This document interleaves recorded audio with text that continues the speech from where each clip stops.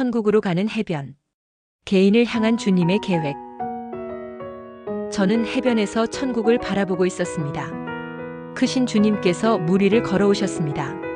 제게 다가오신 주님께서는 작아지셨습니다. 주님은 푸른 눈을 가진 젊은 청년의 모습이었습니다. 바다에 흰 배가 도착하자 주님께서 저에게 배를 타야 한다고 하셨습니다. 주님께서는 어린아이로 변한 저를 안으시고 물 위를 걸으셨습니다. 배의 선장이 우리를 기다리고 있었습니다. 그는 주님께 경례를 했습니다. 배에 오르자 저는 해변에서의 모습으로 변했습니다. 주님께서는 둥근 핸들로 큰 배를 움직이셨습니다. 저는 주님 뒤에 있던 선장에게 반갑게 웃어주었습니다. 그러자 그는 흰 양복을 입고 은은한 빛을 내는 날개를 가진 천사로 변했습니다. 그가 저에게 말했습니다. 저는 사람들의 영혼을 천국으로 인도하는 일을 하고 있습니다. 배가 가는 곳은 지난번에 갔던 천국은 아닌 것 같았습니다. 섬과 섬 사이를 빠져나오니 망망한 바다가 보였습니다. 주님께서는 왼쪽으로 핸들을 꺾으셨습니다. 바다 위에는 다른 배는 없었습니다. 이상한 것은 배는 움직임이 있는데 바다는 제 자리인 것 같았습니다. 주님께서 말씀하셨습니다. 배는 가고 있단다. 주변 환경이 변하지 않아서 내가 모를 뿐이다. 시간을 거슬러 가는 것이다. 주님께서 계속 배를 조정하셨습니다. 우리가 당도한 곳은 풀이라곤 한 포기도 찾아볼 수 없는 바위산이었습니다. 배에서 내리자마자 주님께서 말씀하셨습니다. 도착한 이곳은 내 마음이다. 너의 옛 마음으로 온 거다. 그리고 주님께서는 배를 보내셨습니다. 이곳은 거듭나기 전에 내 마음이란다. 저는 주변을 둘러보았습니다. 메마르고 건조한 땅에는 바위와 돌 외에는 아무것도 없었고 날카로운 바위산은 무척 높았습니다. 이 바위들은 너의 근심과 걱정이다. 저는 놀랐습니다. 평소에 근심과 염려가 많았지만 이 정도로 많을지는 몰랐기 때문입니다. 이 바위를 움직여 보아라. 저는 작은 바위를 움직여 보려고 하였지만 꿈쩍도 하지 않았습니다. 돌 하나를 던져 보아라. 주님께서 말씀하셨습니다. 그래서 저는 손에 쥘 수 있는 작은 돌을 들어 올리려고 했으나 그것도 들 수 없었습니다. 주님께서 말씀하셨습니다. 너의 힘으로는 안 된단다. 주님께서 돌을 주워 던지셨는데 그 돌은 가루가 되어 없어졌습니다. 너는 못한단다. 내가 하는 거다. 주님은 큰 바위를 손으로 미셨습니다. 바위는 부서지면서 흔적도 없이 사라졌습니다. 갑자기 큰 바위산이 움직이며 더 단단한 덩어리로 뭉쳐졌습니다. 저는 움직이는 바위산이 위험하다고 생각했습니다. 큰 신전처럼 보이던 산은 근육질의 큰 남자로 변했습니다. 그 생명체는 자신의 일부인 바위를 부서뜨리기도 하고 다시 뭉치기도 하면서 자신의 힘을 과시했습니다. 그리고 입으로는 지독한 악취를 뿜어냈습니다.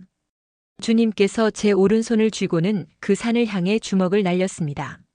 제 팔이 길어지면서 산의 정면에 일격을 가했습니다. 그러자 산이 무너지기 시작하면서 바위와 돌들이 부서졌습니다. 거대한 산은 흔적도 없이 사라지고 땅에는 고운 모래가 덮이기 시작하였습니다. 주님께서 말씀하셨습니다. 바위산은 인간적인 욕망 때문에 생긴 너의 걱정과 근심이었다. 걱정과 근심이 너를 거듭나지 못하게 했었다.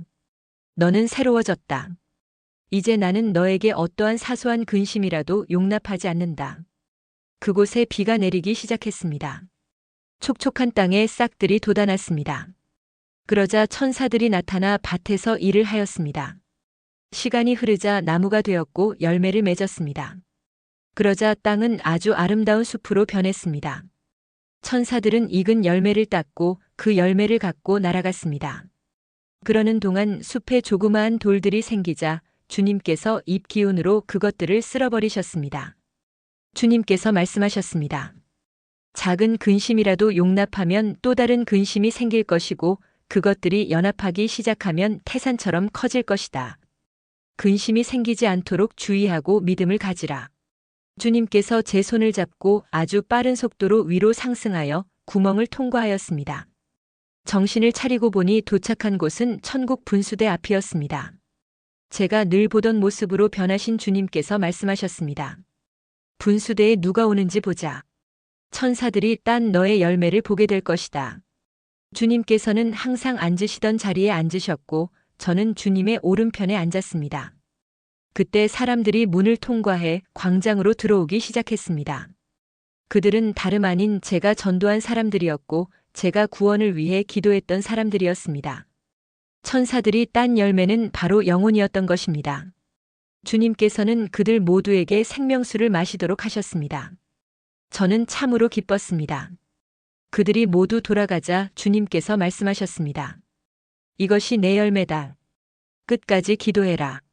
끝까지 최선을 다해라.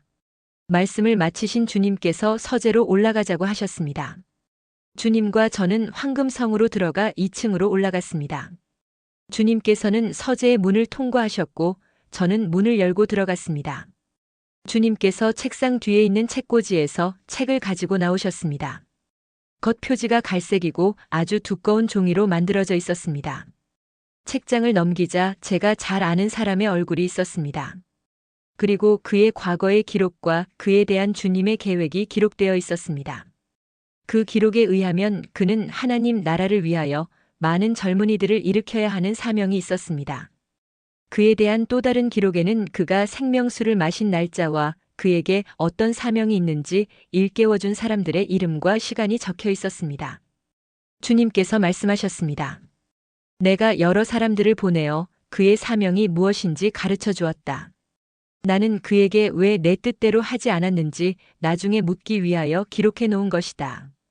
다음 페이지에는 하나님께서 그를 통해 얼마나 영광을 받으셨는지 기록이 되어 있었습니다. 그의 사역이 이렇게 평가를 받는 거다. 나는 이 계획을 통해 큰 영광을 받을 것이라고 여겼다. 하지만 그는 충성되지 않았다.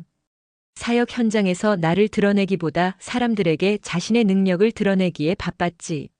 나의 계획에는 성령 사역이 포함되어 있지 않았다. 주님께서는 저에게 다음 사람을 보여주셨습니다.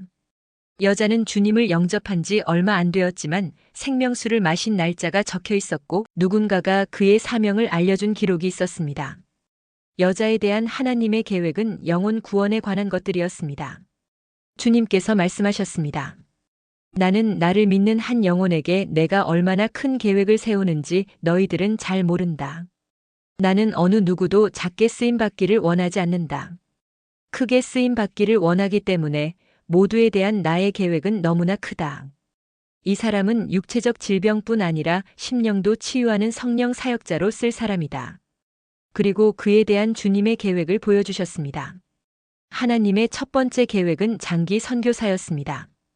그리고 다음 계획은 10년 주기로 1년 동안 선교를 수차례 가는 것이라고 적혀 있었습니다.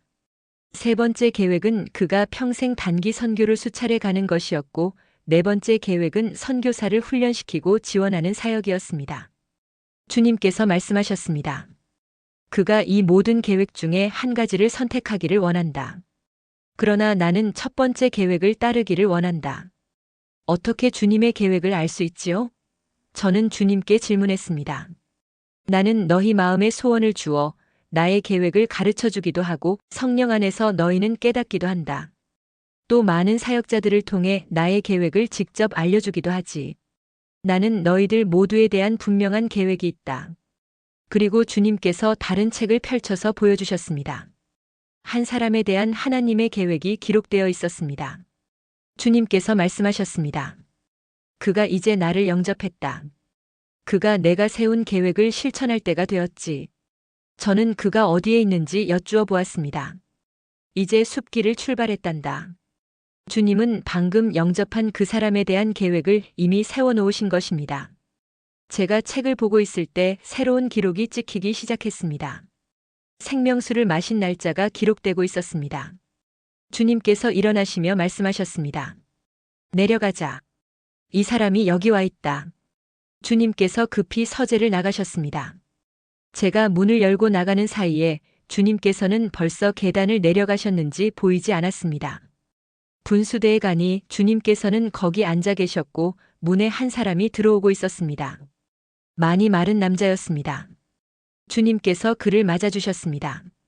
내가 여기까지 오느라고 수고가 많았다. 속도를 많이 내었구나.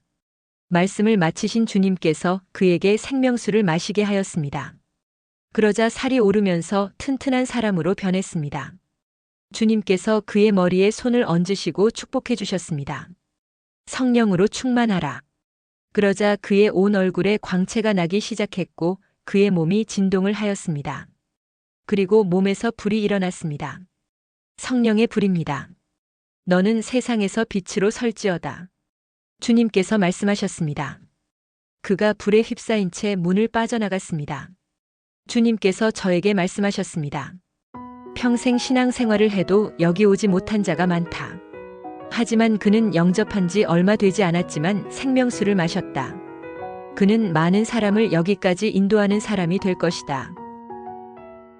저는 생명수를 마시는 것과 주님의 사명을 감당하는 것 중 어느 것이 더 중요합니까? 라고 주님께 여쭈어 보았습니다. 지옥 불에 떨어지는 것보다 차라리 내 사명을 감당하지 못한다 할지라도 구원받는 것이 더 중요하다. 주님께서 말씀하셨습니다. 주님과 저는 천국을 나왔습니다. 나무 문을 지나 해변에 도착했을 때 주님께서 말씀하셨습니다. 내 속의 근심과 걱정이 사라졌을 때 너는 해변에 도착했었다. 내가 열매를 맺기 시작했을 때 너는 생명수를 마셨다. 주님께서는 저에게 바닷길을 열어놓았다고 하시며 저를 건너편 해변으로 보내셨습니다. 제가 열린 바닷길을 가는 동안 주님께서는 계속 저를 지켜보셨습니다.